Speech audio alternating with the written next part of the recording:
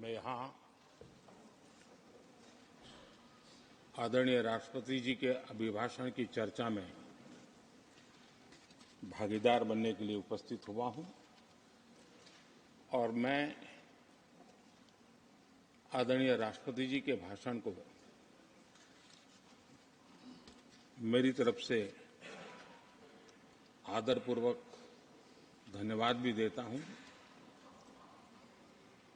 अभिनंदन भी करता हूँ।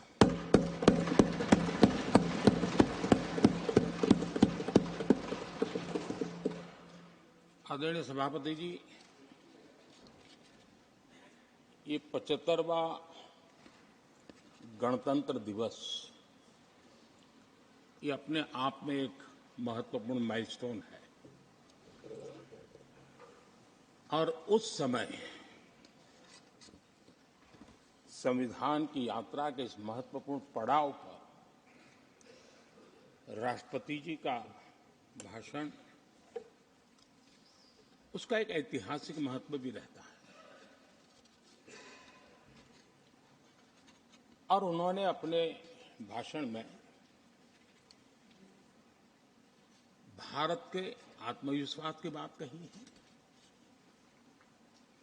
भारत के उज्जवल भविष्य के प्रति विश्वास को प्रकट किया है और भारत के कोटि कोटि जनों का जो सामर्थ्य है उस सामर्थ्य को बहुत ही कम शब्दों में लेकिन बहुत ही शानदार तरीके से देश के सामने सदन के माध्यम से प्रस्तुत किया है।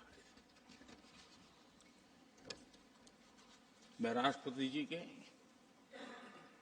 इस प्रेरक उद्बोधन के लिए और राष्ट्र को दिशा निर्देश के लिए और एक प्रकार से विकसित भारत के संकल्प को सामर्थ्य देने के लिए हृदय से बहुत बहुत आभार व्यक्त करता हूं।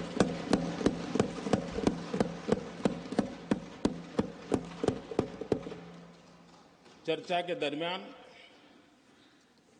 अनेक माननीय सदस्यों ने अपने विचार रखे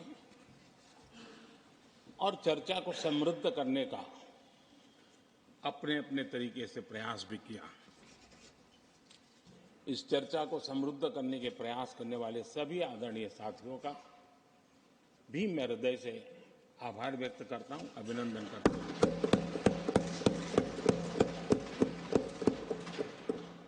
कुछ साथियों के लिए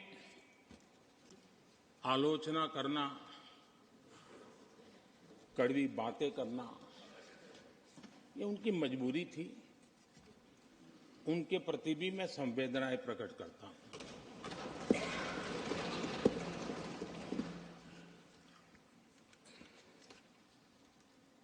मैं उस दिन तो कह नहीं पाया लेकिन मैं खड़गे जी का विशेष आभार प्रकट करता हूं।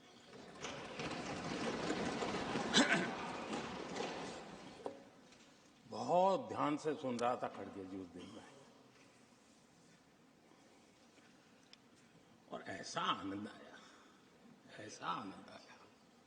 ऐसा बहुत कम मिलता है। लोकसभा में तो कभी कभी मिल जाता है लेकिन आजकल वो दूसरी ड्यूटी पर है तो मनोरंजन कम मिलता है। लेकिन लोकसभा में मनोरंजन की जो कमी हमें खल रही है उस दिन आपने पूरी कर दी।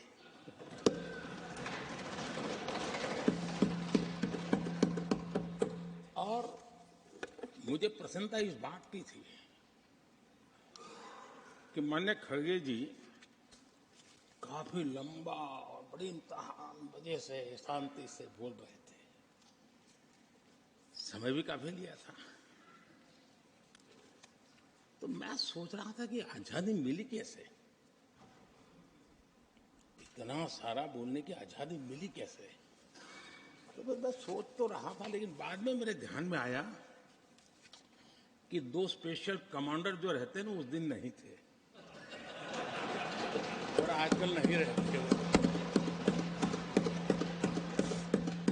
और इसलिए बहुत भरपूर फायदा स्वतंत्रता का आदरणीय खड़गे जी ने उठाया।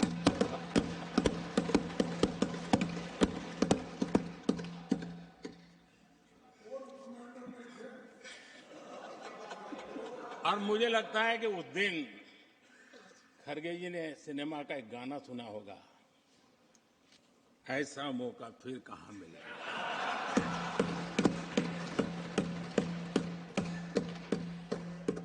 और खरगे जी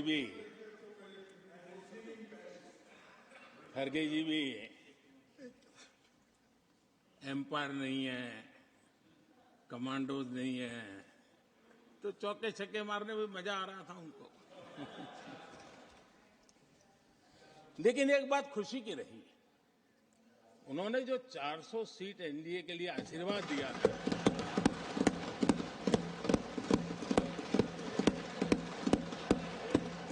और मैं खरगे जी के इन आशीर्वाद को, आपके आशीर्वाद मेरे सर आंखों पर, अब आपको आशीर्वाद वापिस लेना तो ले सकते हैं, क्योंकि एक कमांडो तो आ गए हैं।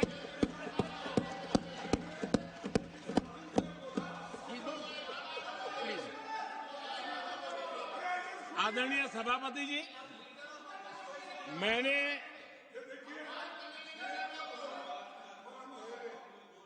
आदरणीय सभापति जी,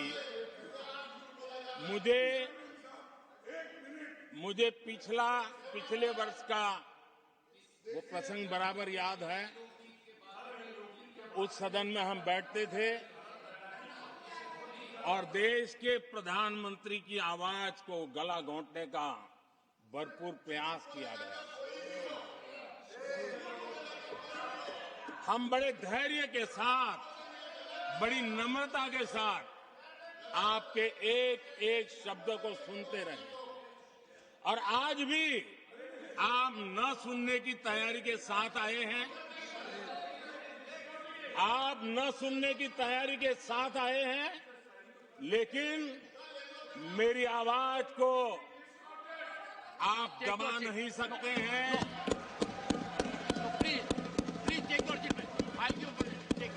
देश की जनता ने इस आवाज को ताकत दी हुई है।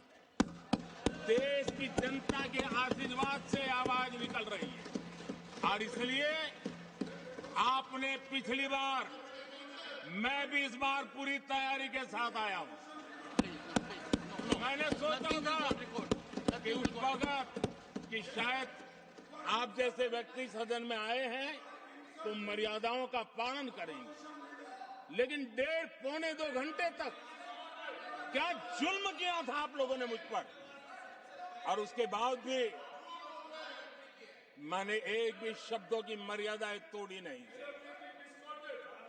आदरणीय सभापति जी, मैंने भी एक प्रार्थना की है, और प्रार्थना तो कर सकते हैं, और मैं तो करता रहता हूं। पश्चिम बंगाल से आपको जो चैलेंज आई है,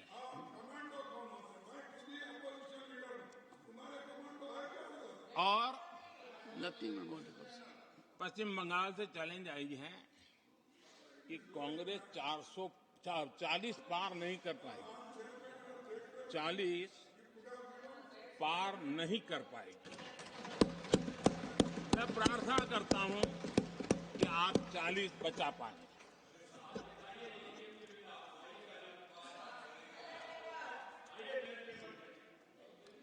आदरणीय सभापति जी, हमको बहुत सुनाया गया है, और हमने सुना है। लोकतंत्र में आपका कहने का अधिकार है, और हमारी सुनने की जिम्मेवारी है। और आज जो भी बातें हुई हैं, उसको मुझे देश के सामने रखनी चाहिए, और इसलिए मैं प्रयास करूंगा। आदरणीय सभापति जी, ये जब सुनता हूं, उधर भी सुना, इधर भी सुना, मेरा विश्वास पक्का हो गया है कि ये पार्टी सोच से भी आउटडेटेड हो गई है।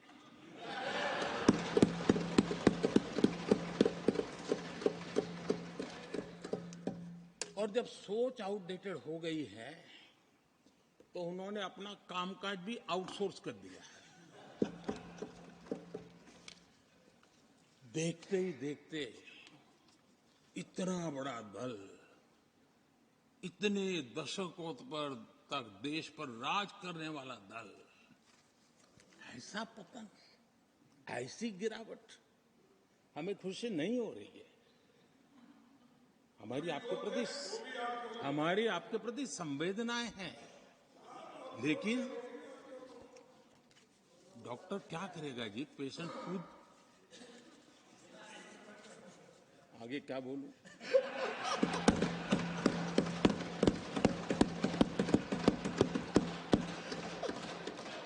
आदरणीय सभापति जी, ये बात सही है कि आज बहुत बड़ी बड़ी बातें होती हैं, सुनने की ताकत भी खो चुके हैं। लेकिन मैं तो देश के सामने बात रखने के लिए जरूर कहूंगा, जिस कांग्रेस ने सत्ता के लालच में सरेआम लोकतंत्र का गला घोंट दिया था,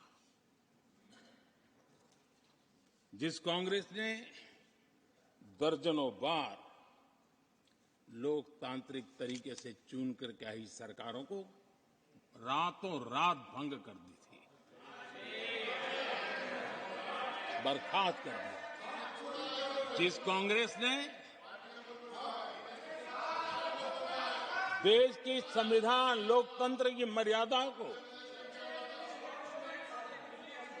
जेल के सलाखों के पीछे बंद कर दिया था, जिस कांग्रेस ने अखबारों पर ताले लगाने तक की कोशिश की थी, आवाज, जो कांग्रेस देश को तोड़ने के नैरेटिव घड़ना का नया शौक उनको पैदा हुआ, इतना तोड़ा कम नहीं है, अब उत्तर दक्षिण को तोड़ने के लिए बयान दिए जा रहे हैं।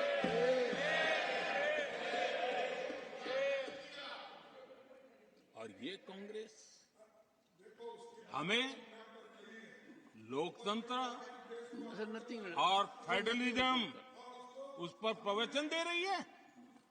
आदरणीय सभापति जी, जिस कांग्रेस ने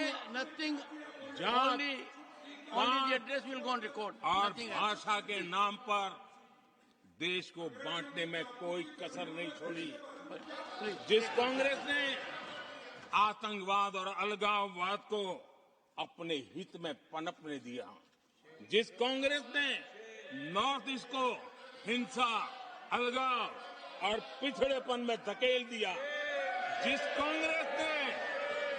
कांग्रेस के राज में नक्सलवाद के लिए देश के लिए एक बहुत बड़ी चुनौती बनाकर के छोड़ दिया, जिस कांग्रेस ने देश की बहुत बड़ी जमीन दुश्मनों के हवाले कर दी, जिस कांग्रेस ने देश की सेनाओं का आधुनिकीकरण होने से रोक दिया, वो आज हमें राष्ट्रीय सुरक्षा और आंतरिक सुरक्षा के लिए भाषण दे रहे। जिस कांग्रेस ने आजादी के बाद से ही कंफ्यूज रही, उनको उद्योग जरूरी है कि खेती जरूरी है, उसी कंफ्यूजन में गुजारा किया। जो कांग्रेस तय नहीं कर पाई कि नेशनलाइजेशन करना है कि प्राइवेटाइजेशन करना है, उलझती रही। जो कांग्रेस 10 वर्ष में 12 नंबर से 11 नंबर पर आर्थिक व्यवस्था ले आ पाई, 10 साल में 12 से 11 नंबर, और आप 12 से 11 आने में बहुत मेहनत नहीं पड़ती है, जैसे जैसे आगे बढ़ते हैं तो मेहनत और बढ़ती है। हम 10 साल में 5 नंबर पे ले आए, और ये कांग्रेस हमें यहां आर्थिक नीतियों पर लंबे लंबे भाषण सुना रही है। आदरणीय सभापति जी, जिस कांग्रेस ने ओबीसी को पूरी तरह आरक्षण नहीं दिया, जिसने सामान्य वर्ग के गरीबों को कभी आरक्षण नहीं दिया, जिसने बाबा साहब के बजाय बाबा साहब को भारत रत्न देने योग्य नहीं माना, अपने ही परिवार को भारत रत्न देते रहे, जिस कांग्रेस ने देश की गली सड़कों चौक चौराहे पर अपने ही परिवार के नाम के पाठ जड़ दिए हैं, वो हमें उपदेश दे रहे हैं। वो हमें सामाजिक न्याय के पाठ पढ़ा रहे हैं। आदरणीय सभापति जी, जिस कांग्रेस के अपने नेता की कोई गारंटी नहीं है, अपनी नीति की कोई गारंटी नहीं है, वो मोदी की गारंटी पर सवाल उठा रहे हैं।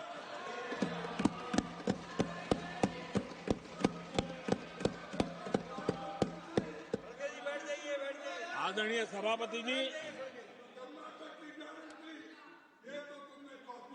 आदरणीय सभापति जी, यहां एक शिकायत थी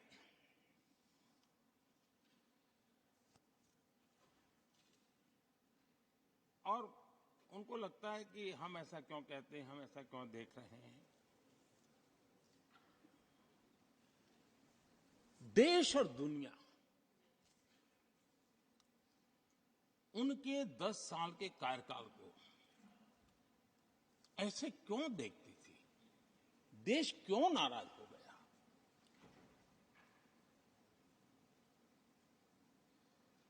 इतना गुस्सा देश को क्यों आया? आदरणीय सभापति जी, हमारे कहने से सब नहीं हुआ है। खुद के कर्मों के फल और अब तो सामने रहते हैं, वो कोई दूसरे जन्म में नहीं होते हैं, इसी जन्म में है। आदरणीय सभापति जी, कुछ हम किसी को बुरा नहीं कहते, हमें क्यों बुरा कहना चाहिए? जब उन्हीं को लोगों ने बहुत कुछ कहा हो तो मुझे क्या कहने की जरूरत है? मैं एक वक्तव्य सदन के सामने रखना चाहता हूं। मैं पहला कोट पढ़ रहा हूं। सदस्यगण जानते हैं, ये कोटेशन है। सदस्यगण जानते हैं कि हमारी ग्रोथ धीमी हो गई है और फिस्कल डेफिसिट बढ़ गया है। महंगाई दर बीते 2 वर्षों से लगातार बढ़ रही है। करंट अकाउंट डेफिसिट हमारी उम्मीदों से कहीं अधिक हो चुका है। ये कोट मैंने पढ़ा। ये किसी भाजपा के नेता का कोट नहीं है, नहीं ये कोट मेरा है। आदरणीय सभापति जी, यूपीए सरकार के 10 साल पर तत्कालीन प्रधानमंत्री आदरणीय पीएम के रूप में रहे श्रीमान मनमोहन सिंह जी ने कहा था और खुद के कार्यकाल में कहा था। ये हालत थी, उन्होंने वर्णन किया था। आदरणीय सभापति जी, अब मैं दूसरा कोट पढ़ता हूं। देश में व्यापक गुस्सा है, पब्लिक ऑफिस के मिसयूज को लेकर भारी गुस्सा है। इंस्टीट्यूशंस का मिसयूज कैसे होता था, ये उस समय ये भी मैंने नहीं करा, ये उस समय के प्रधानमंत्री पद पर डॉक्टर मनमोहन सिंह जी कह रहे थे। उस समय भ्रष्टाचार को लेकर पूरा देश सड़कों पर था, गली गली में आंदोलन चल रहे थे। अब मैं तीसरा कोट पढ़ूंगा।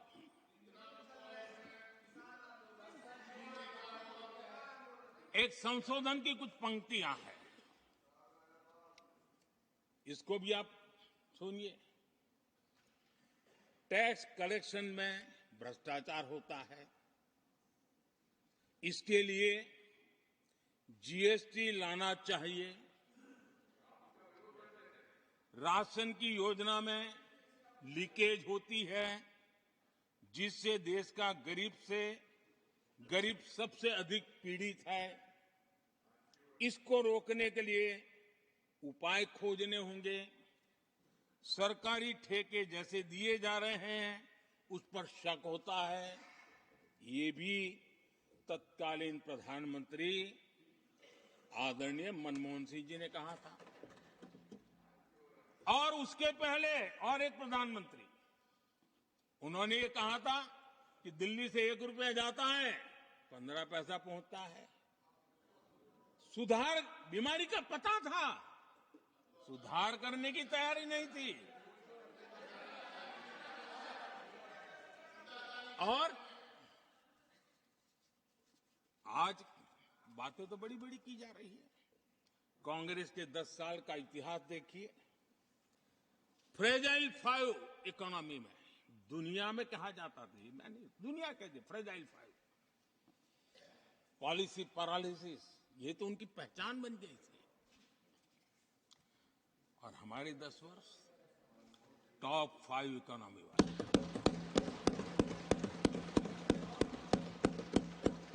हमारे बड़े और निर्णायक फैसलों के लिए 10 साल याद किए जाएंगे। आदरणीय सभापति जी, हम उस कठिन दौर से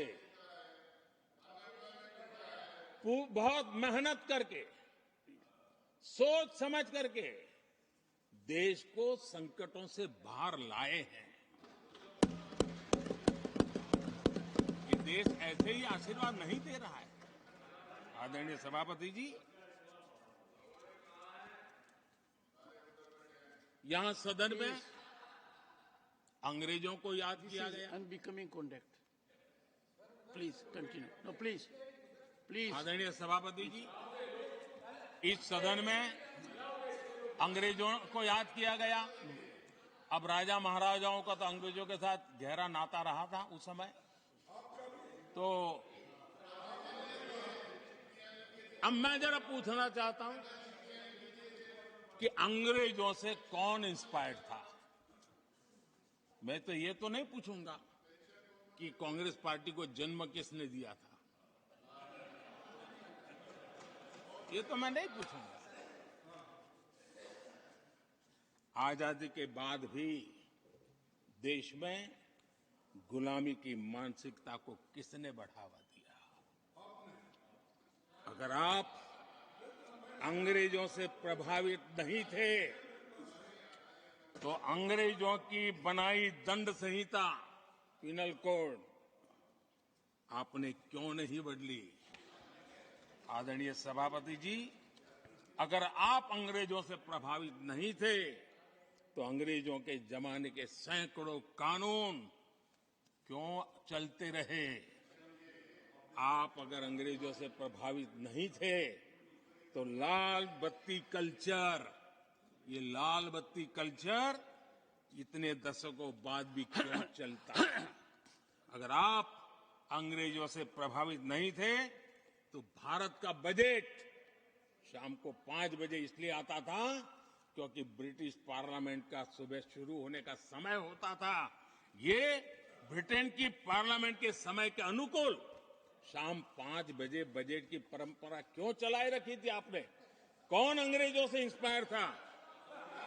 अब आप अंग्रेजों से प्रेरित नहीं थे तो हमारी सेनाओं के चिन्हों पर आज भी गुलामी के प्रतीक अब तक क्यों बने हुए थे।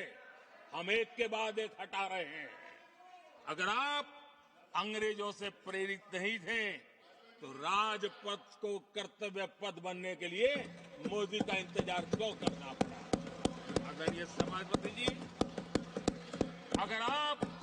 अगर आप अंग्रेजों से प्रभावित नहीं थे तो अंडमान और निकोबार, इन द्वीप समूहों पर आज भी अंग्रेजी सत्ता के निशान क्यों लटके पड़े थे। आदरणीय सभापति जी, अगर आप अंग्रेजों से प्रभावित नहीं थे तो इस देश के सेना के जवान देश के लिए मन मिटते रहे, लेकिन देश के जवानों के सम्मान में एक वॉर मेमोरियल तक आप बना नहीं पाए थे। क्यों नहीं बनाया। अगर आप अंग्रेजों से इंस्पायर्ड नहीं थे, प्रभावित नहीं थे, तो भारतीय भाषाओं को हीन भावना से क्यों देखा। स्थानीय भाषा में पढ़ाई के प्रति आप लोगों की बेरुखी क्यों थी। आदरणीय सभापति जी, अगर आप अंग्रेजों से प्रेरित नहीं थे तो भारत को मदर ऑफ डेमोक्रेसी बताने में आपको कौन रोकता था? आपको क्यों महसूस नहीं हुआ कि दुनिया में, आदरणीय सभापति जी, मैं सैकड़ों उदाहरण दे सकता हूं कि आप किस प्रभाव में काम करते थे और देश को सुनते, ये सारी बातें याद आने वाली है। आदरणीय सभापति जी, मैं एक और उदाहरण देना चाहता हूं। कांग्रेस ने नैरेटिव फैलाया और इस नैरेटिव का परिणाम क्या हुआ कि भारत की संस्कृति और संस्कारों मानने वाले लोगों को बड़े हीन भाव से देखा जाने लगा, ढकियानों से मानने लगा गया और इस प्रकार से एक हमारे अतीत के प्रति अन्याय करने की नौबत आई। अपनी मान्यताओं को गाली देते हैं, अपनी अच्छी परंपराओं को गाली देते हैं, तो आप प्रोग्रेसिव है। इस प्रकार के नैरेटिव गढ़े जाने लगे देश में और उसका नेतृत्व कहां होता था, ये दुनिया भली बातें जानती है। दूसरे देश से आयात करना, उसको गर्व का, और भारत की कोई चीज है तो दूसरे दर्जे की है, ये स्टेटस बना दिया गया था। ये स्टेटस सिंबल बाहर से आया, मेड इन फॉरेन, स्टेटस बना दिया था। ये लोग आज भी वोकल फॉर लोकल बोलने से बच रहे हैं। मेरे देश के गरीबों के कल्याण का काम हो रहा है।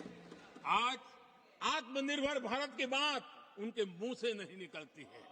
आज मेक इन इंडिया कोई बोलता है तो उनके पेट में चूहे दौड़ने लग जाते हैं। आदरणीय सभापति जी, देश ये सब देख चुका है और अब समझ भी चुका है और उसी का परिणाम आप भुगत भी रहे हैं। आदरणीय सभापति जी, राष्ट्रपति जी ने अपने अभिभाषण में विस्तार से चार सबसे बड़ी जातियों के विषय में हम सबको संबोधित किया था। युवा, नारी, गरीब और हमारे अन्नदाता। हम जानते हैं इनकी समस्याएं ज्यादातर एक समान है, उनके सपने भी एक समान है और उसके समाधान अगर करने हैं तो थोड़ा 19-20 का फर्क पड़ेगा, लेकिन इन चारों वर्गों के समाधान के रास्ते भी एक ही हैं और इसलिए उन्होंने बहुत ही उपयुक्त रूप से राष्ट्र का मार्गदर्शन किया है कि इन चार स्तंभों को मजबूत करिए, देश विकसित भारत की तरफ तेज गति से आगे बढ़ेगा।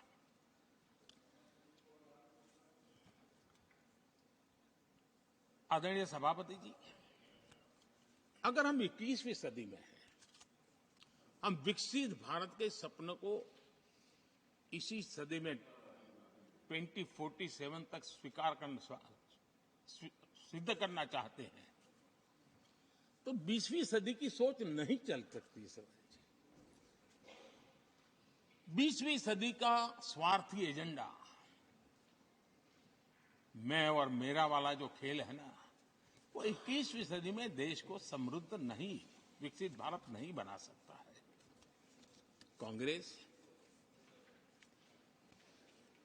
इन दिनों काफी बातें हो रही जाति की, फिर से एक बार क्यों जरूरत पड़ गई उनको मैं तो नहीं जानता हूं, लेकिन अगर उनको जरूरत पड़ी है तो पहले जरा अपने गरिबान में झांके तो उनको पता चलेगा क्या किया है।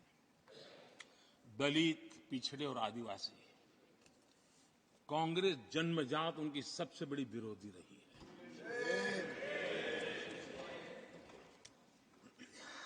और मैं तो कभी कभी सोचता हूं अगर बाबा साहब न होते ना तो शायद कि एससी एसटी को आरक्षण मिलता कि नहीं मिलता, ये भी मेरे मन में सवाल उठता है। आदरणीय सभापति जी, और मैं ये कह रहा हूं, इसके पीछे मेरे पास प्रमाण है। इनकी सोच आज से नहीं, उस समय से ऐसी है, मेरे पास प्रमाण। और मैं प्रमाण के सिवाय मैं यहां कहने के लिए नहीं आया। और जब बातें वहां से उठी हैं तो फिर तैयारी रखनी चाहिए उनको। मेरा परिचय तो हो चुका है, 10 साल हो गए।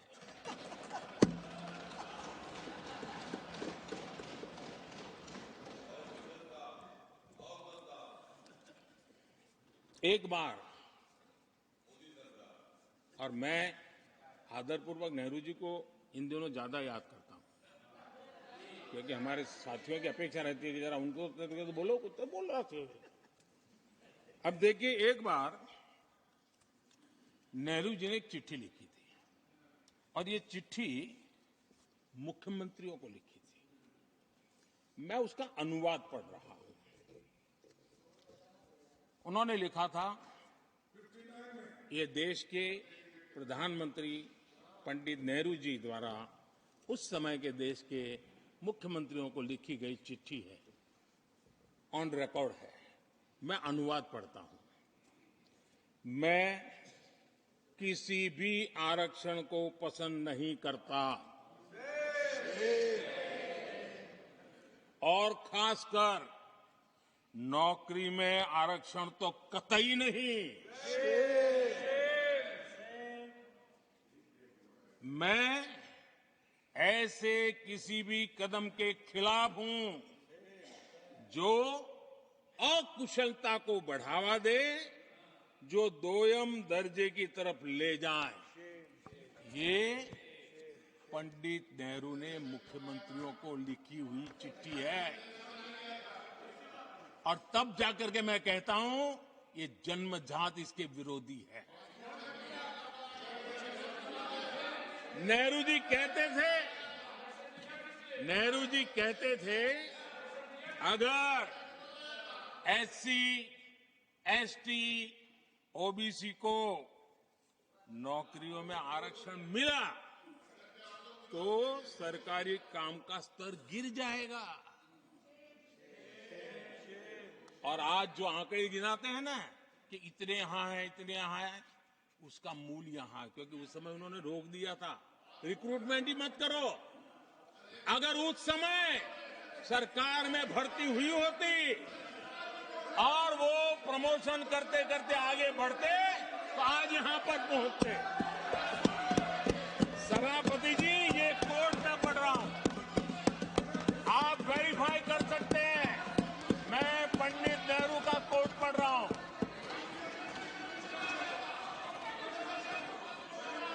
Please. और आदरणीय सभापति जी, Leader of opposition was heard in rapt attention. Are you setting this example? Leader of opposition was heard in rapt सभापति attention. Ji, Please sit down. Sit down. आप तो जानते हैं, नेहरू जी ने जो कहा वो कांग्रेस के लिए हमेशा से पत्थर की लकीर होता है। नेहरू जी ने कहा मतलब पत्थर की लकीर उनके लिए। दिखावे के लिए आप कुछ भी कहें, लेकिन आपकी सोच ऐसे कई उदाहरणों से सिद्ध होती है। मैं अनगिनत उदाहरण देख सकता हूं, लेकिन मैं एक उदाहरण जरूर देना चाहता हूं, और वह उदाहरण मैं जम्मू कश्मीर का देना चाहता हूं। कांग्रेस ने जम्मू कश्मीर के एससी, एसटी, ओबीसी को 7 दशकों तक उनके अधिकारों से वंचित रखा।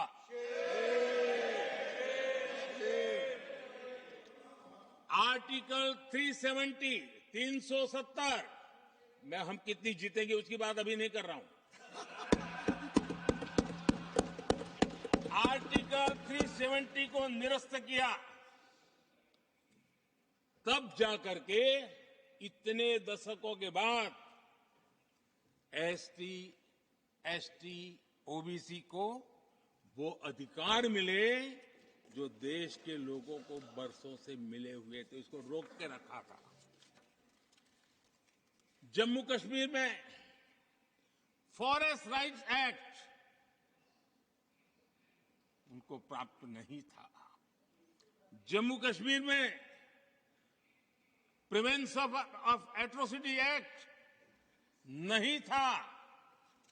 ये हमने 370 हटाकर ये अधिकार उनको दिए।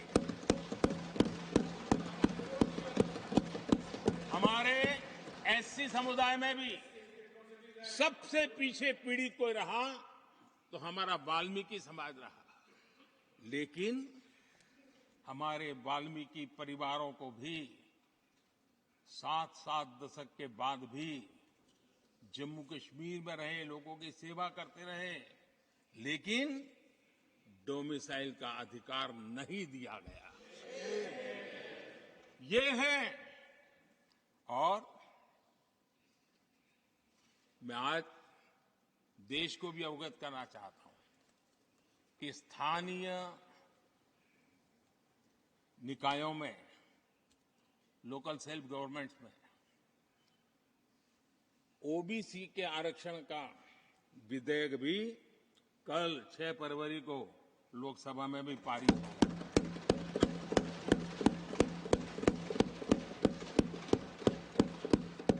आदरणीय सभापति जी, एससी, एसटी, ओबीसी उनको बड़ी भागीदारी लेने में कांग्रेस और साथियों को हमेशा परेशानी रही है। बाबा साहब की राजनीति को, बाबा साहब के विचारों को खत्म करने के लिए कोई कसर उन्होंने छोड़ी नहीं है। वक्तव्य अवेलेबल है, चुनाव में क्या क्या बोला गया है वो भी अवेलेबल है। इसको भारत रत्न भी देने की तैयारी नहीं थी, वो भी भाजपा के समर्थन से और सरकार बनी, तब बाबा साहब को भारत रत्न। इतना ही नहीं, सीताराम केसरी अति पिछड़ी जाति से कांग्रेस पार्टी के अध्यक्ष उठा करके फुटपाथ पर फेंक दिया गया। ओबीसी, वो वीडियो अवेलेबल है, वो देश ने देखा सीताराम केसरी के साथ क्या हुआ। और आदरणीय सभापति जी, इनके एक मार्गदर्शक अमेरिका में बैठे हैं। सभापति जी, इनके एक मार्गदर्शक अमेरिका में बैठे हैं। Sir, only the address will go on record. जो Only address, no. पिछले चुनाव में हुआ तो हुआ के लिए फेमस हो गए थे और कांग्रेस इस परिवार के काफी करीबी है। उन्होंने अभी संविधान निर्माता बाबा साहब आंबेडकर के उनके योगदान को छोटा करने का भरपूर प्रयास किया।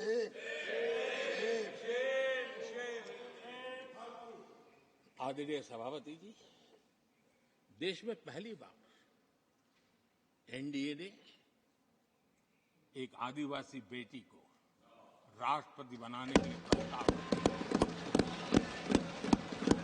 उनको उम्मीदवार बनाया। आपका हमसे वैचारिक विरोध हो वो एक बात है, अगर हमसे वैचारिक विरोध होता, आपने सामने कैंडिडेट खड़ा किया होता, मैं समझ सकता था, लेकिन वैचारिक विरोध नहीं था। क्यों? क्योंकि हमारे यहां से गया हुआ व्यक्ति आपने उम्मीदवार बनाया,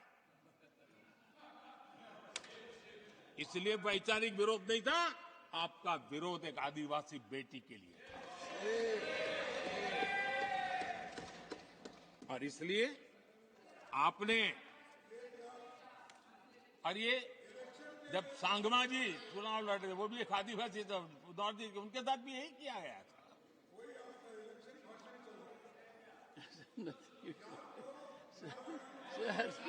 और आज तक सभापति जी, राष्ट्रपति जी का अपमान करने की घटनाएं कम नहीं है। पहली बार इस देश में हुआ है। उनके जिम्मेवार लोगों के मुंह से ऐसी ऐसी बातें निकली है, शर्म से माथा झुक जाए। राष्ट्रपति के लिए ऐसी भाषा बोली गई है, मन में जो कसक पड़ी है ना, वो कहीं न कहीं इस प्रकार से निकलते रहती है। एनडीए के अंदर हमने 10 साल काम करने का मौका मिला। हमने पहले दलित को और अब आदिवासी को, हमने हमेशा, हमारी प्राथमिकता क्या है, सब परिचय दिया। आदरणीय सभापति जी, जब हम हमारी सरकार के परफॉर्मेंस की बात करता हूं, एनडीए की जो गरीब कल्याण की नीतियों की बातें करता हूं, थोड़ा सा अगर उस समाज को निकट से जानते हो, आखिर कौन समाज है लाभार्थी, कौन लोग हैं? ये झुग्गी झोपड़ी में किसको रहने के लिए जिंदगी गुजरनी पड़ रही है? ये किस समाज के लोग हैं? मुसीबतों से गुजरना पड़ता है, व्यवस्थाओं से वंचित रहना पड़ा है, कौन समाज है? हमने जितना काम किया है ना, ये एससी, एसटी, ओबीसी, आदिवासी इसी समाज के लिए है। कच्ची बस्तियों में रहने वाले लोगों को पक्का घर मिला है, तो मेरे इस समाज के बंधुओं को मिला है। स्वच्छता के अभाव में हर वर्ष बीमारी से जूझना पड़ता था, उनको स्वच्छ भारत अभियान का लाभ देने का काम सभापति जी हमारी योजनाओं के तहत मिला है, ताकि उसको अच्छी जिंदगी जीने का अवसर मिला। इसी परिवारों के हमारी माताएं बहनें धुएं से खाना पका पका करके अपनी स्वास्थ्य के संकट को झेल रही थी, हमने उनको उज्ज्वला गैस दिया, वो इन्हीं परिवारों को। मुफ्त राशन हो, मुफ्त इलाज हो, इसके लाभार्थी यही मेरे परिवार हैं, जो समाज के इस वर्ग के मेरे परिवारजन हैं, जिनके लिए हमारी सारी योजनाएं काम कर रही है। आदरणीय सभापति जी, यहां पर कुछ ऐसा नैरेटिव रखा गया, कम से कम तथ्यों को इस प्रकार से नकारना किसका भला होगा? आप ऐसा करके अपनी क्रेडिबिलिटी भी खो रहे हैं, अपनी प्रतिष्ठा भी खो रहे हैं। आदरणीय सभापति जी, यहां शिक्षा के भ्रामक आंकड़े रखे गए, गुमराह करने का कैसा प्रयास होता है।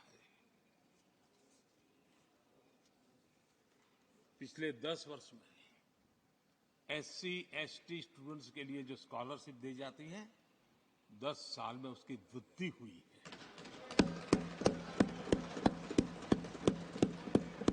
इन 10 वर्षों में स्कूलों में, हायर एजुकेशन में नामांकन की संख्या भी बहुत बढ़ी है और ड्रॉप आउट बहुत तेजी से कम हुआ है। आदरणीय सभापति जी, 10 साल पहले 120 एकलव्य मॉडल स्कूल थे। आदरणीय सभापति जी, आज 400 एकलव्य मॉडल।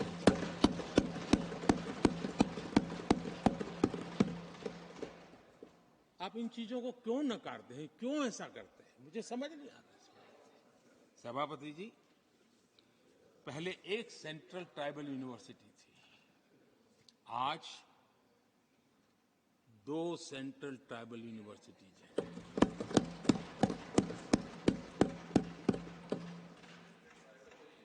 आदरणीय सभापति जी, ये भी सच्चाई है कि लंबे अरसे तक दलित, पिछड़े, आदिवासी बेटे बेटियां कॉलेजों का दरवाजा तक नहीं देख पाते थे।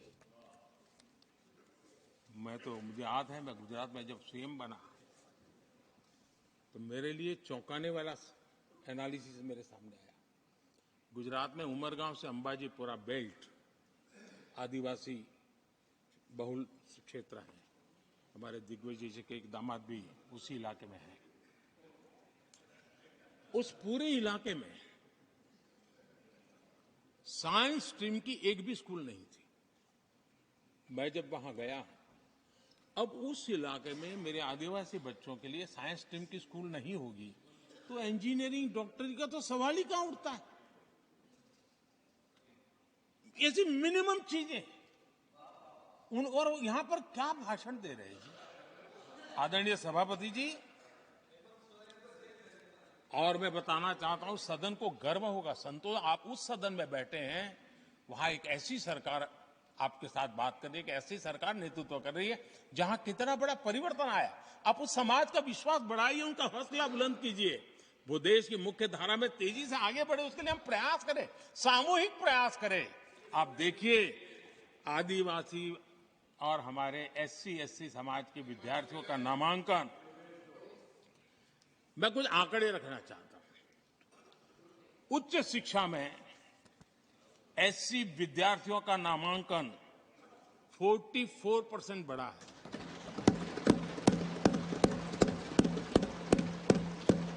उच्च शिक्षा में ST विद्यार्थियों का नामांकन 65% बढ़ा है।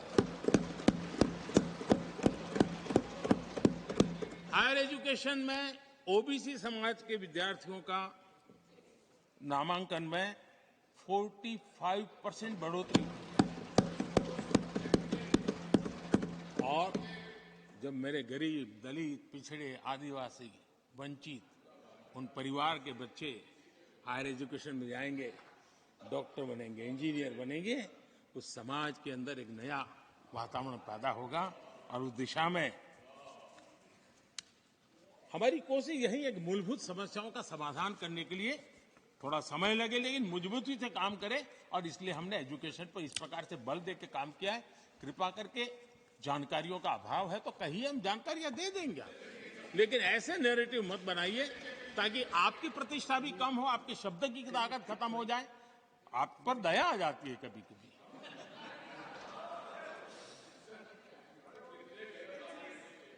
आदरणीय सभापति जी, सबका साथ सबका विकास ये नारा नहीं है, ये मोदी की गारंटी है।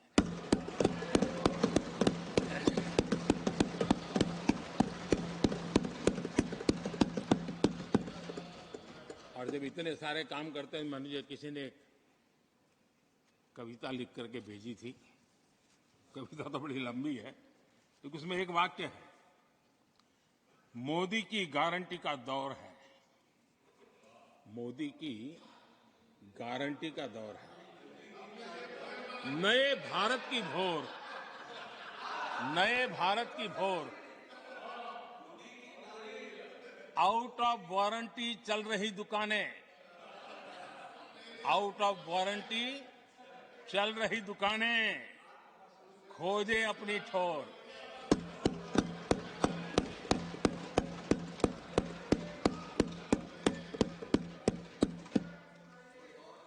आदरणीय सभापति जी, किस प्रकार से देश में निराशा फैलाने का प्रयास, मैं ये तो समझता हूं, जो लोग इतनी निराशा की गर्त में डूब चुके हैं, वैसे निराशा फैलाने का उनका सामर्थ्य भी बचा नहीं है, वो भी सामर्थ्य नहीं बचा। आशा का तो संचार कर ही नहीं सकते, जो खुद निराशा में डूबे उनसे आशा है। लेकिन देश में हर जगह जहां बैठो वहां निराशा निराशा निराशा फैलाने का जो खेल चल रहा है और सच्चाई को नकार करके हो रहा है, वो न खुद का भला कर पाएंगे न देश का भला कर पाएंगे।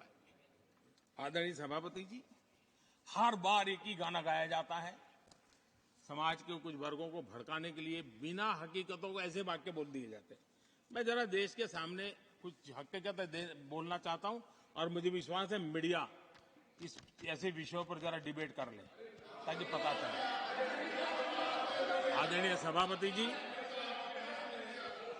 यहां पर सरकारी कंपनियों को लेकर हम पर भांति भांति के आरोप लगे। क्या क्या आरोप लगाए जा रहे हैं, सिर पैर माथा कुछ नहीं, बस लगाते चलो।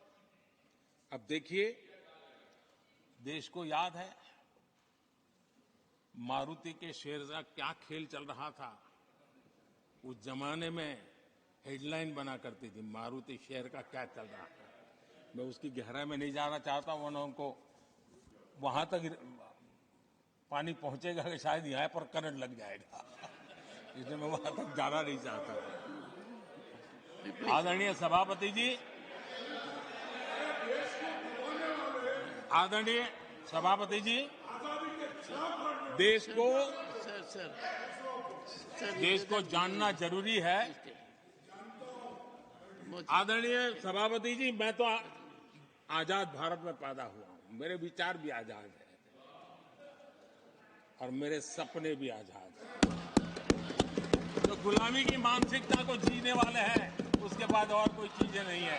वही पुराने कागज लेकर के घूमते रहते हैं।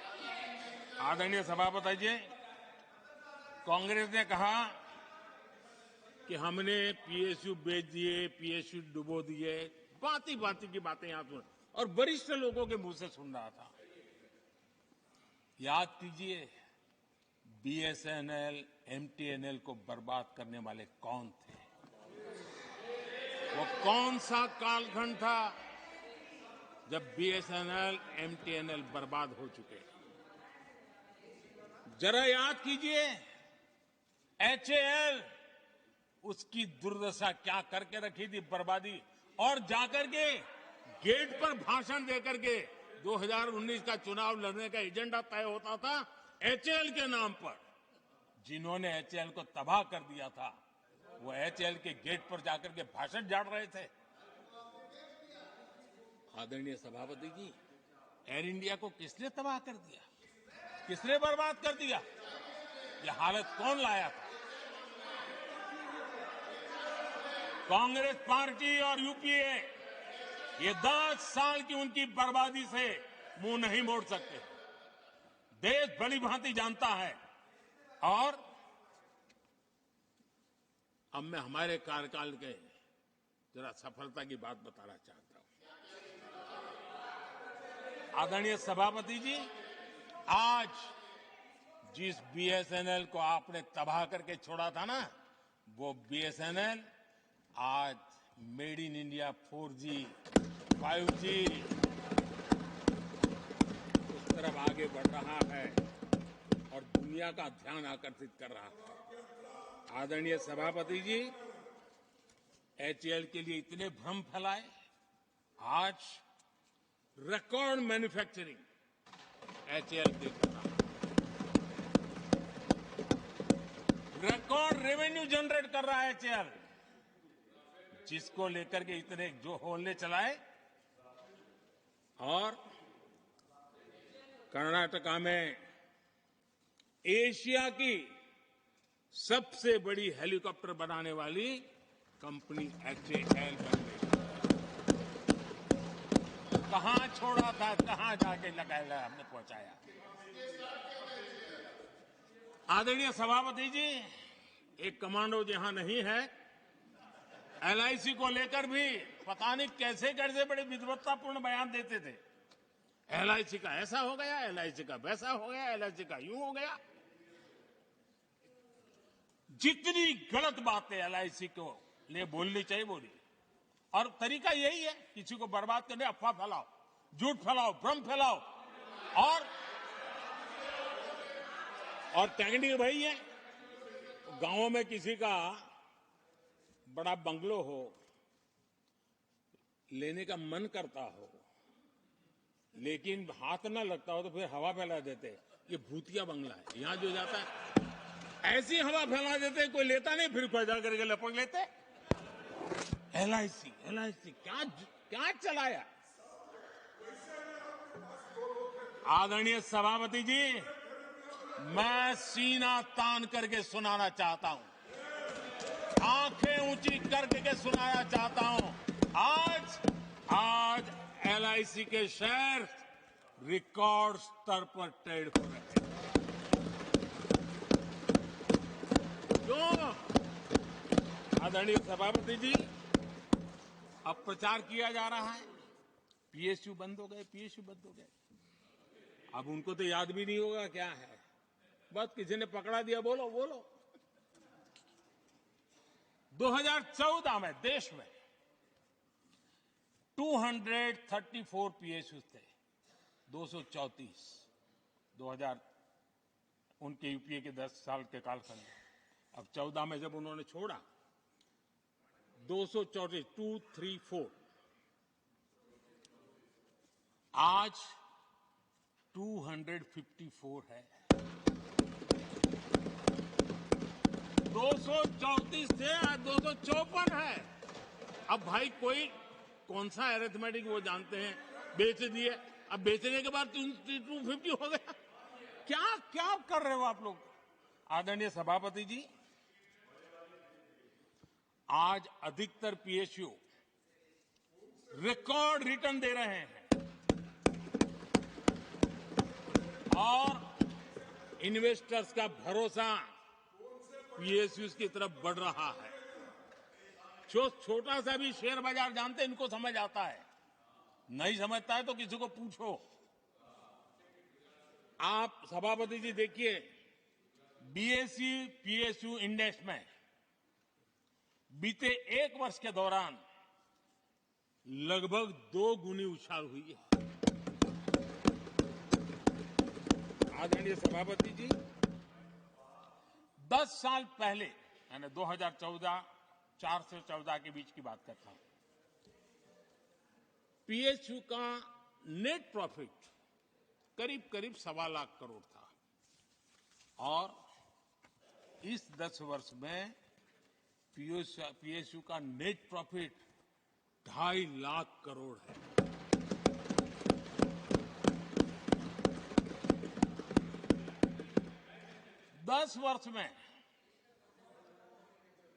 हमारे 10 वर्ष में पीएसयू की नेट वर्थ 9.5 लाख करोड़ से बढ़कर के 17 लाख करोड़ हो गई है।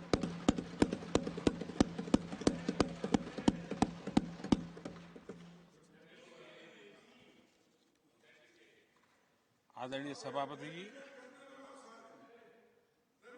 इनका हाथ जहां भी लगता है ना, उसका डूबना तय हो जाता है और उससे यही दशा करके उन्होंने छोड़ी थी। हम मेहनत करके इतनी बाहर लाए, इतनी प्रतिष्ठा बढ़ी है। आपको खुशी होनी चाहिए, भ्रम मत फैलाइए, बाजार में हवा ऐसी न फैलाइए कि देश के सामान्य निवेशक के मन को उलझन में आ जाए। ऐसा काम आप नहीं कर सकते। आदरणीय सभापति जी, इन लोगों की मर्यादा इतनी है, अब इन्होंने अपने युवराज को एक स्टार्टअप बना करके दिया है। अभी वो नॉन स्टार्टर है।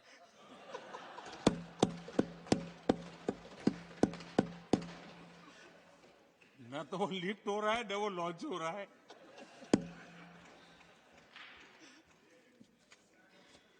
आदरणीय सभापति जी,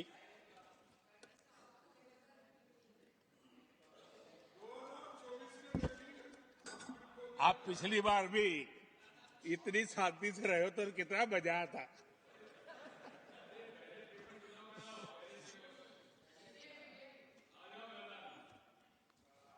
आदरणीय राष्ट्रपति जी, आदरणीय सभापति जी,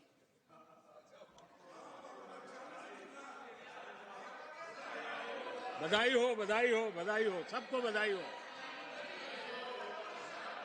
आदरणीय सभापति जी, मेरा सौभाग्य रहा कि मुझे लंबे समय तक एक राज्य के मुख्यमंत्री के नाते देश की और जनता की सेवा करने का अवसर मिला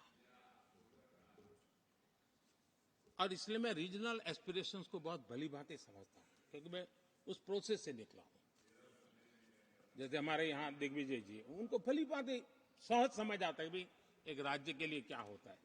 हम लोग उसी दुनिया से निकल करके आए हैं, तो हमें अनुभव है, पता है।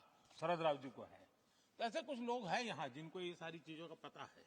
देवगढ़ा साहब है, तो इन लोगों के इन सारी चीजों का पता है, तो हम इसका महात्मा ही समझते हैं। हमें कोई किताबों में नहीं पढ़ना पड़ता है, हम अनुभव कर करके आए हैं।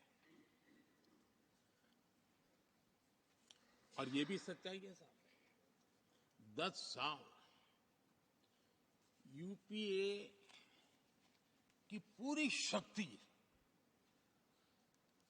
गुजरात को क्या कुछ न करने में लगी हुई थी, आप कल्पना नहीं कर सकते। लेकिन मैं आंसू नहीं बहाता, मैं रोने की मेरी आदत नहीं है जी। लेकिन तब भी उतने संकटों के बावजूद भी, उतने जुल्म के बाद भी, हर प्रकार की मुसीबतों को झेलते हुए भी, मेरी तो मुसीबत ऐसी थी कि किसी मिनिस्टर से मुझे अपॉइंटमेंट नहीं मिलती थी। वो कहते थे, भाई आप जानते हो मेरी तो दोस्ती है, मैं फोन पे बात कर लूंगा, लेकिन कहीं फोटो वोटो निकल गए, ये डर रहता था। यहां मंत्रियों का डर ऐसा था। अब खैर उनकी मुसीबतें मैं समझ सकता हूं। मेरे यहां एक बार बहुत प्राकृतिक आपदा आई। मैंने उस समय प्रधानमंत्री जी को बड़ा रिक्वेस्ट किया कि आप आइए, एक बार जरा देख लीजिए। उनका कार्यक्रम बना, फिर साहब एक एडवाइजरी कमेटी बनी थी, शायद वहां से हुक्म आया, तो कोई हेलीकॉप्टर से हवाई निरीक्षण करे वो तो मैं समझ सकता हूं।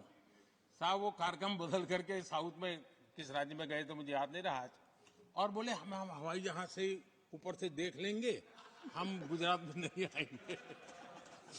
मैं सूरत पहुंचा हुआ था, वो आने वाले थे, मैं जानता हूं आखिर में क्या हुआ होगा। तो आप कल्पना कर सकते हैं साहब, प्राकृतिक आपदा में भी मैंने ऐसी मुसीबतों को झेला है, लेकिन उसके बावजूद भी उस समय भी मेरा मंत्र था, आज भी मेरा मंत्र है कि देश के विकास के लिए राज्य का विकास, भारत के विकास के लिए गुजरात का विकास, और हम सबको इसी रास्ते पर चलना चाहिए।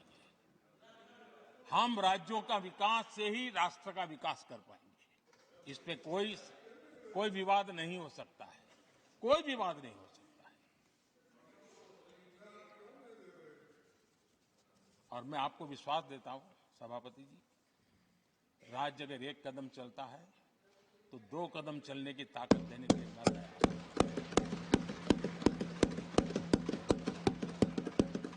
कोऑपरेटिव फेडरलिज्म क्या होता है, और मैंने तो हमेशा कहा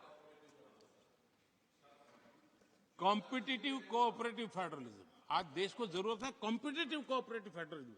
हमारे राज्यों के बीच में तंदुरुस्त स्पर्धा हो ताकि हम तेजी से देश में आगे बढ़े। एक सकारात्मक सोच के साथ हमको चलने की जरूरत है। और मैं ये राज्य में था तब भी इसी विचारों को लेकर के काम करता था, इसलिए चुपचाप सहता भी था। आदरणीय सभापति जी,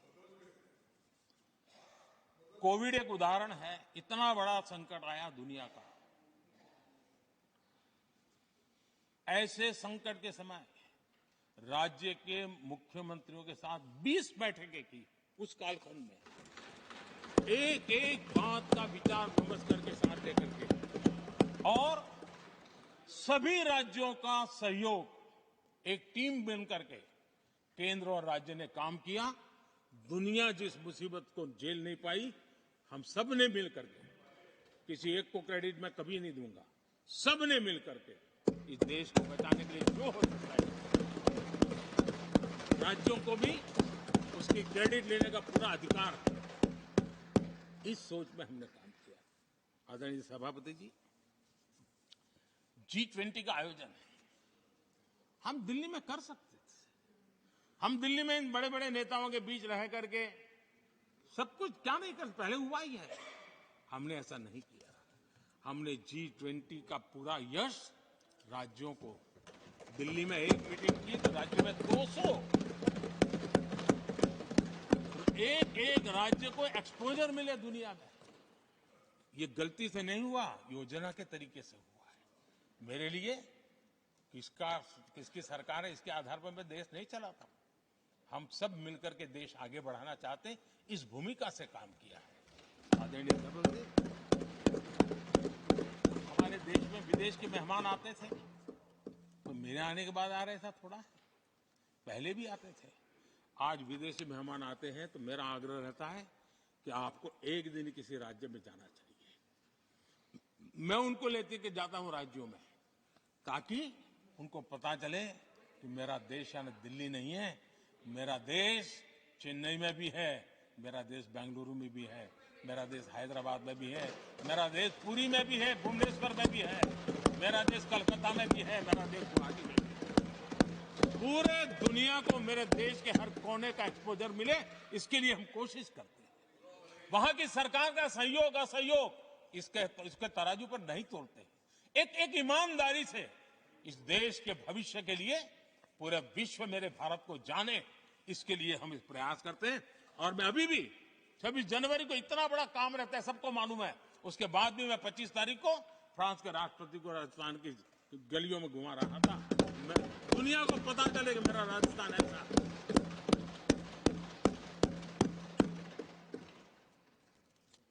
आदरणीय सभापति जी, हमने एक बहुत बड़ा कार्यक्रम लिया जिसकी विश्व में एक मॉडल के रूप में चर्चा हो रही है, एस्पिरेशनल डिस्ट्रिक्ट। एस्पिरेशनल डिस्ट्रिक्ट की जो सफलता है ना, उसमें 80% भूमिका मेरे राज्यों के सहयोग की है।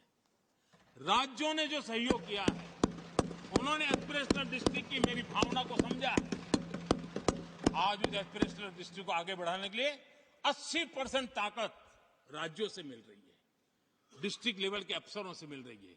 और जो राज्य, वो राज्य की औसत में भी आखिरी पायदान पे खड़े थे, वो आज नेशनल एवरेज के साथ कंपटीशन करने लगे। ये डिस्ट्रिक्ट कभी पिछड़ी डिस्ट्रिक्ट मानी जाती थी। ये सबका सहयोग से हो रहा है और इसलिए हमारे कार्यक्रमों की रचना ही सबको साथ लेकर के चलने की है और मिल करके देश के भविष्य को बनाने की है। आज देश का हर कोना, हर परिवार विकास के फल प्राप्त करे, ये हम सबका दायित्व है और हम उसी दिशा में जाना चाहते हैं। हम हर राज्य को उसका पूरा हक भी देना चाहते हैं। लेकिन मैं आज एक अहम मुद्दे पर मेरी पीड़ा व्यक्त करना चाहूंगा। आदरणीय सभापति जी, एक राष्ट्र हमारे लिए सिर्फ जमीन का टुकड़ा नहीं है, हम सबके लिए एक इकाई ऐसी है जो प्रेरणा देने वाली इकाई है। जैसे शरीर होता है, शरीर में जैसे अंगांगी भाव होता है, अगर पैर में कांटा लगे तो पैर ये नहीं कहता है, हाथ कभी नहीं सोचता है कि मुझे क्या, पैर को कांटा लगा है, पैर पैर का काम करेगा। पल भर में हाथ पैर के पास पहुंच जाता है, कांटा निकालता है। कांटा पैर को लगता है, आंख ये नहीं कहती कि आंसू मैं क्यों बहाऊं, आंसू आंख से निकलते हैं। हिंदुस्तान के किसी भी कोने में दर्द हो तो पीड़ा सबको होनी चाहिए। अगर देश का एक कोना, अगर शरीर का एक अंग अगर काम नहीं करता है तो पूरा शरीर अपंग माना जाता है। शरीर जिस प्रकार से, अगर देश का भी कोई कोना, देश का कोई क्षेत्र विकास से वंचित रह जाएगा तो देश विकसित नहीं हो सकता है। और इसलिए हमें भारत को एक अंगांगी भाव से देखना होना चाहिए, उसको टुकड़ों में नहीं देखना चाहिए। जिस प्रकार से हिंदी और भाषा बोली जा रही है, देश को तोड़ने के लिए, राजनीतिक स्वार्थ के लिए नए नैरेटिव गढ़े जा रहे हैं। एक पूरी सरकार मैदान में उतर करके भाषा गढ़ रही है। इससे बड़ा देश का दुर्भाग्य क्या हो सकता है? आप मुझे बताइए, झारखंड का कोई आदिवासी बच्चा अगर ओलंपिक के खेल के अंदर जाकर के मेडल लेकर आएगा तो क्या हम ये सोचते हैं कि तो झारखंड का बच्चा है? पूरा देश कहता है हमारा देश है। जब एक झारखंड का बच्चे में प्रतिभा देखते हैं और देश हजारों करोड़ रुपया, हजारों लाखों रुपया खर्च करके उसको अच्छे कोचिंग के लिए दुनिया के किसी देश में भेजता है, तो हम ये सोचेंगे कि खर्चा झारखंड के लिए हो रहा है, क्या देश के लिए नहीं हो रहा है? हम क्या करने लगे हैं, क्या भाषा बोलने लगे? इस देश का गौरव, हमारे यहां वैक्सीन, देश के करोड़ों लोगों को वैक्सीन का, हम ये कहेंगे वैक्सीन तो उस कोने में बनी थी इसलिए हक उनका है, देश को नहीं मिल सकती? कैसा सोच सकते हैं? क्या वैक्सीन उस शहर में बनी थी इसलिए देश के और भागों को इसका लाभ नहीं मिलेगा? ये सोचेंगे क्या? क्या सोच बन गई है?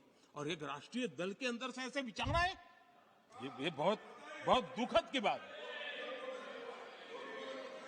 मैं पूछना चाहता हूं आदरणीय सभापति जी, क्या अगर हिमालय कल कहना शुरू कर दें, हिमालय कल बोलना शुरू कर दें, ये नदियां मेरे हाथ से बहती हैं, मैं तुम्हें पानी नहीं देने दूंगा, पानी का अधिकार मेरा है, देश का क्या होगा? देश कहां जाकर के रुकेगा? अगर जिन राज्यों में कोयला है वो कह दें कोयला नहीं मिलेगा, ये हमारी संपत्ति है, जाओ तुम अंधेरे में गुजारा करो, देश कैसे चलेगा? आदरणीय सभापति जी, ऑक्सीजन, कोविड के समय हमारे यहां ऑक्सीजन की संभावनाएं जो उद्योग है उसके साथ देश के पूरे देश को ऑक्सीजन की जरूरत थी। अगर उस समय पूरब के लोग कह करके बैठ जाते ऑक्सीजन को हम नहीं दे सकते, हमारे लोगों की जरूरत है, देश को कुछ नहीं मिलेगा, क्या होता देश का? उन्होंने संकट झेल करके भी देश को ऑक्सीजन पहुंचाया। देश के अंदर ये भाव तोड़ने का क्या प्रयास हो रहा है? क्या इस प्रकार से देश को हमारा टैक्स, हमारे मनी किस भाषा में बोला जा रहा है? ये देश के भविष्य के लिए नया खतरा पैदा करने वाली बात है।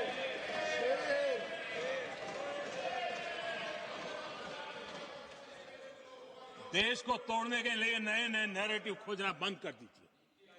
देश को आगे बढ़ना है, देश को एक साथ लेकर के चलने का प्रयास कीजिए। आदरणीय सभापति जी, पिछले 10 वर्ष नीति और निर्माण के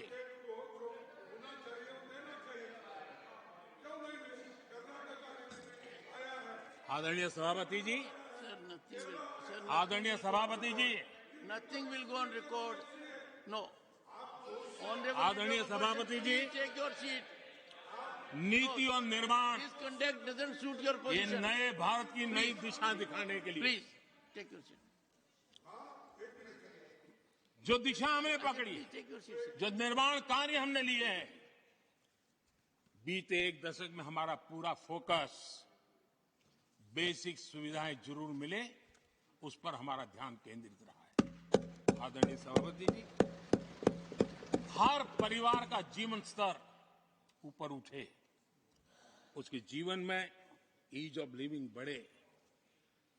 अब समय की मांग है उसकी क्वालिटी ऑफ लाइफ में हम कैसे सुधार लाए।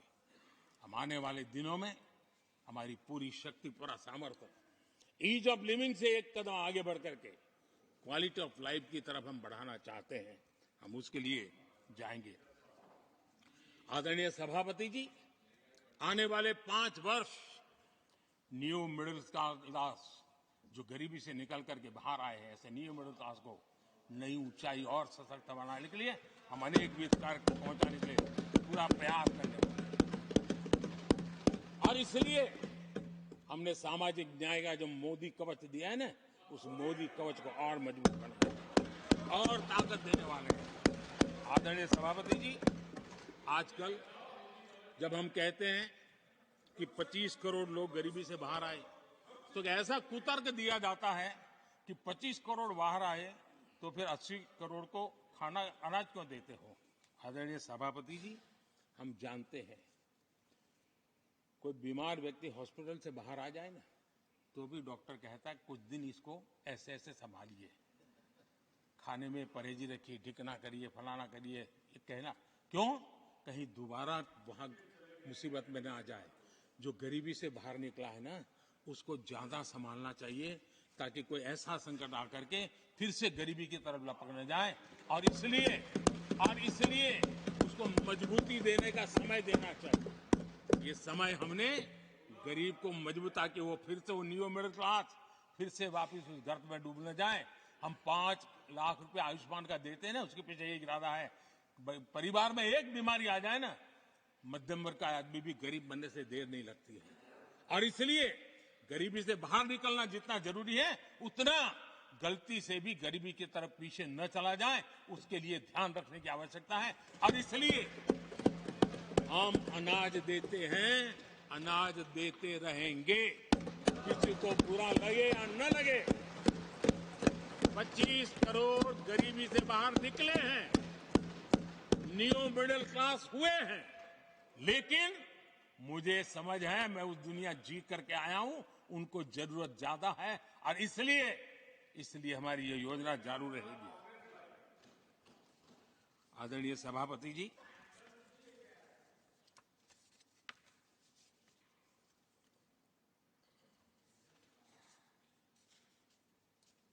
देश जानता है आदरणीय सभापति जी, और इसीलिए मैंने गारंटी दी है। मेरी गारंटी है,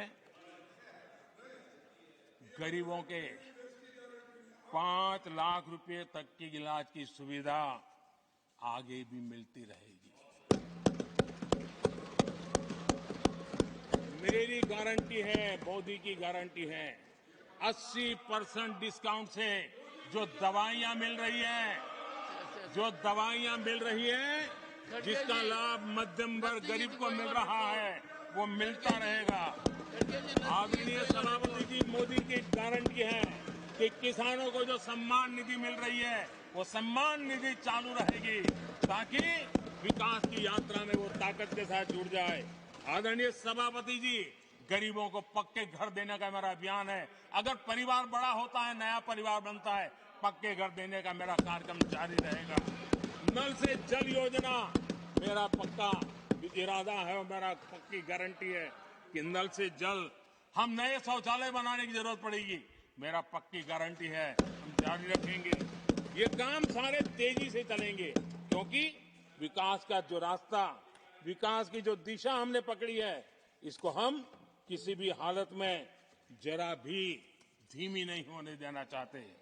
आदरणीय सभापति जी, हमारी सरकार का तीसरा टर्म दूर नहीं है।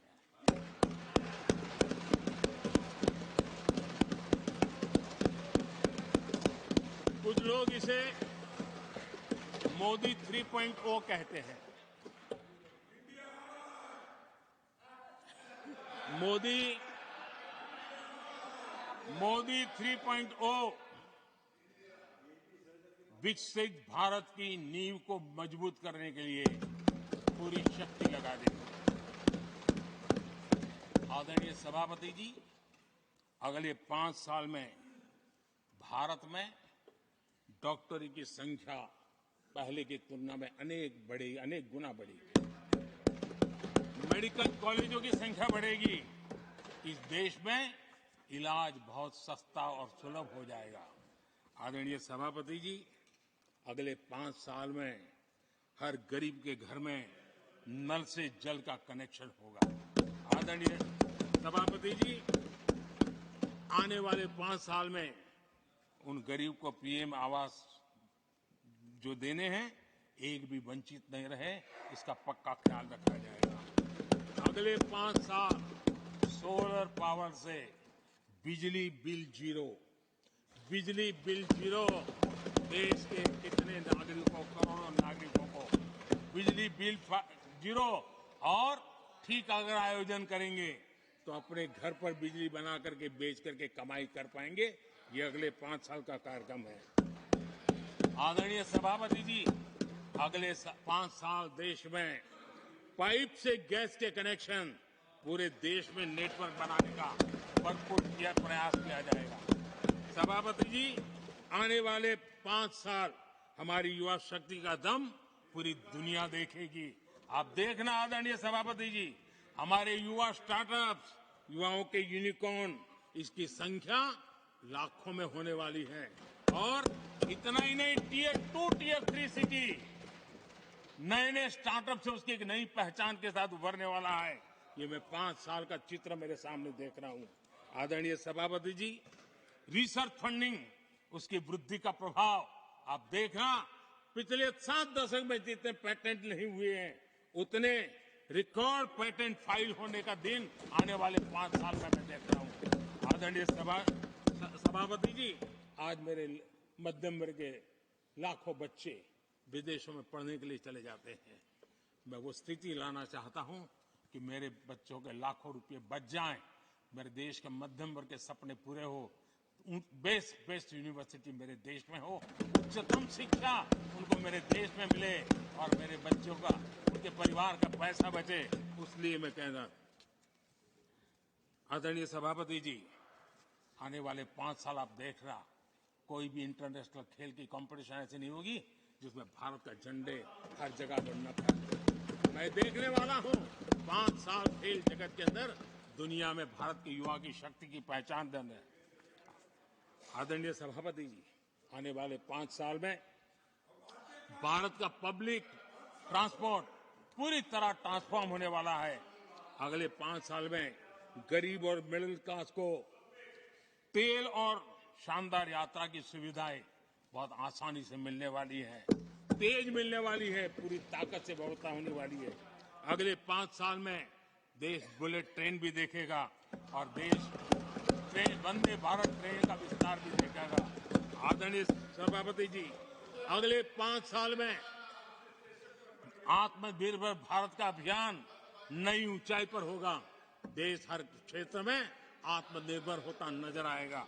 आदरणीय सभापति जी, आने वाले 5 साल में मेड इन इंडिया सेमीकंडक्टर दुनिया में हमारी गूंज होगी। इलेक्ट्रॉनिक हर गुड्स में वो चीप होगी जिसमें किसी न किसी भारतीय का पसीना होगा। आदरणीय साहब, दुनिया के इलेक्ट्रॉनिक बाजार में एक नई गति का सामर्थ्य आने वाले 5 साल में देश देखेगा। आदरणीय सभापति जी, आज देश लाखों करोड़ रुपए का तेल इंपोर्ट करता है। अपनी ऊर्जा जरूरतों के लिए हम ज्यादा से ज्यादा आत्मनिर्भर बनने की दिशा में काम करेंगे और मुझे विश्वास है हम ऊर्जा जरूरतों पर जो डिपेंडेंसी है वो कम करने में सफल होंगे। इसे इतना ही नहीं, आदरणीय सभापति जी, ग्रीन हाइड्रोजन अभियान हम दुनिया के बाजार को लालायित करने की दिशा में आगे बढ़ रहे हैं। हमारा ग्रीन हाइड्रोजन ऊर्जा जरूरतों को पूरा करने का सामर्थ्य रहेगा। इथेनॉल की दुनिया में हम तेजी से आगे बढ़ रहे हैं। हम 20% का लक्ष्य प्राप्त करके हमारे लोगों को ट्रांसपोर्टेशन में सस्ता मिले, इसकी व्यवस्था होगी। आदरणीय सभापति जी, जब मैं 20% इथेनॉल की बात करता हूं, उसका सीधा लाभ मेरे देश के किसानों को होने वाला है। किसानों की नई बचत में होने वाली है। देश के हजारों करोड़ रुपए आज खाद्य देते हैं। हम कृषि प्रधान देश तो कहते हैं, लेकिन आज भी हजारों करोड़ रुपयों का खाने का तेल हमें बाहर से लाना पड़ रहा है। हमारा देश के किसानों पर मुझे भरोसा है और मुझे पक्का भी जो नीतियों को लेकर के हम चलते हैं, एडिबल ऑयल में मेरा देश बहुत एक आत्मनिर्भर 5 साल में हो जाएगा और जो पैसा बचेगा मेरे देश के किसान की जेब में जाएगा, जो आज विदेश के बाजार में जाता है। आदरणीय सभापति जी, केमिकल की खेती के कारण हमारी धरती मां को बहुत नुकसान हो रहा है। आने वाले 5 साल में नेचुरल फार्मिंग की तरफ देश के किसानों को ले जाने में हम सफलतापूर्वक आगे बढ़ेंगे। एक नया जागृति का काम होगा, हमारी धरती मां की भी सुरक्षा होगी। आदरणीय सभापति जी, नेचुरल फार्मिंग बढ़ने से दुनिया के बाजार में भी हमारे उत्पादों की ताकत बढ़ने वाली है। आदरणीय सभापति जी, यूएन के माध्यम से मैंने मिलेट का अभियान चलाया। श्री अन्न तक के राते आज हमने उसकी पहचान दी है।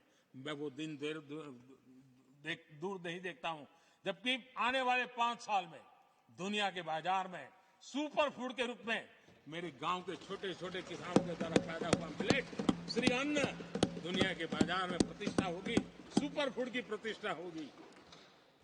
आदरणीय सभापति जी, ड्रोन खेतों में एक नई किसानों की ताकत बन करके उभरने वाला है। 15,000 ड्रोन दीदी का कार्यक्रम ऑलरेडी हम लॉन्च कर चुके हैं। ये तो शुरुआत है, आगे बहुत सफलता दिखती है।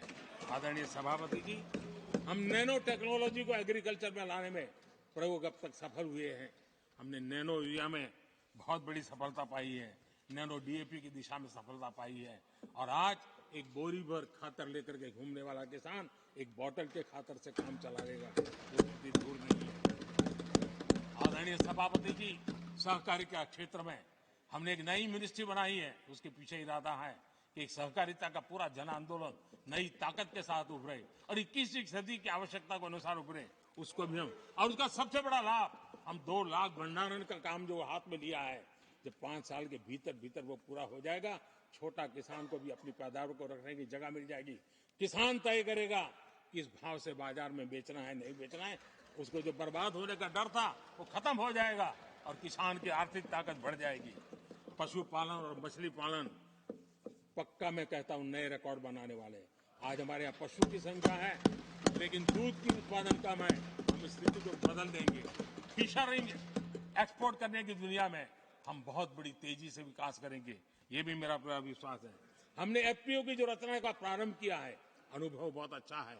5 साल के भीतर किसानों की एक नई संगठन की शक्ति और कृषि उत्पादन में वैल्यू की ताकत, ये लाभ मेरे देश के किसानों को अवश्य मिलने वाला है। आदरणीय सभापति जी, G20 की सफलता ने साफ कर दिया है और दुनिया में कोविड के बाद जो खुलापन आया, उस खुलापन का सबसे बड़ा लाभ हमने देखा है कि विश्व का ध्यान भारत की तरफ गया है। और इसलिए एक बहुत बड़ा क्षेत्र टूरिज्म आने वाले दिनों में होने वाला है और जो सबसे ज्यादा रोजगार देने वाला है। आज विश्व के कई देश हैं जिसकी पूरी इकोनॉमी टूरिज्म पर निर्भर है। भारत में भी बहुत से राज्य ऐसे बन सकते हैं जो उनकी पूरी इकोनॉमी का सबसे बड़ा हिस्सा टूरिज्म होगा और वो दिन दूर नहीं है। जिन नीतियों को लेकर के हम चल रहे हैं, भारत एक बहुत बड़ा टूरिस्ट डेस्टिनेशन बनने वाला है। आदरणीय सभापति जी, जिसका हिसाब किताब पहले बहुत कम हुआ करता था, जिसकी बातें सुन करके हमारी मजाक उड़ाई जाती थी, जब मैं डिजिटल इंडिया की चर्चा करता था, जब मैं फिनटेक की चर्चा करता था, तब मैं जरा आउट ऑफ बॉक्स की बातें कर रहा हूं ऐसा लोगों को लगता था। आउटडेटेड सोच वालों के लिए सामर्थ्य का अभाव था। लेकिन मैं पूरा विश्वास से कहता हूं आदरणीय सभापति जी, आने वाले 5 वर्ष डिजिटल इकोनॉमी की दुनिया में भारत का डंका बजने वाला है। भारत एक नई शक्ति है और डिजिटल व्यवस्थाएं भारत के सामर्थ्य को बढ़ाने वाली है। विश्व मानता है कि एआई का सबसे ज्यादा उपयोग कोई करने का सामर्थ्य किसी देश में होगा तो हिंदुस्तान में होगा। लेटेस्ट से लेटेस्ट टेक्नोलॉजी का उपयोग मेरा देश करेगा। आदरणीय सभापति जी, स्पेस की दुनिया में भारत का नाम रोशन हो रहा है। हमारे वैज्ञानिकों का पराक्रम नजर आने वाला और आने वाले 5 साल का जो कार्यक्रम है ना, मैं आज उसको शब्दों में बयान नहीं करना चाहता हूं, लेकिन विश्व को अचंभित करने की दिशा में हमारे वैज्ञानिक स्पेस की दुनिया में भारत को ले जाएंगे, ये मेरा पक्का विश्वास है। आदरणीय सभापति, ग्रास रूट लेवल की इकोनॉमी में बहुत बड़ा बदलाव, 10 करोड़ स्वयं सहायता जूथों में हमारी माताएं बहनें जुड़ी हो और 3 करोड़ हमारी लखपति दीदी, ये अपने आप में हमारे बेटियों के उत्कर्ष की गाथा लिखते हैं। आदरणीय सभापति जी, ऐसे अनेक विविध क्षेत्र हैं जिस क्षेत्र में मैं साफ देख रहा हूं आने वाले 5 साल भारत, कभी हम सुना करते थे स्वर्णिम युग था, मुझे वो दिन दूर नहीं दिखते जब 5 साल में वो मजबूत नींव आएगी और 2047 तक पहुंचते पहुंचते ये देश उस स्वर्णिम युग को फिर से जीने लगेगा।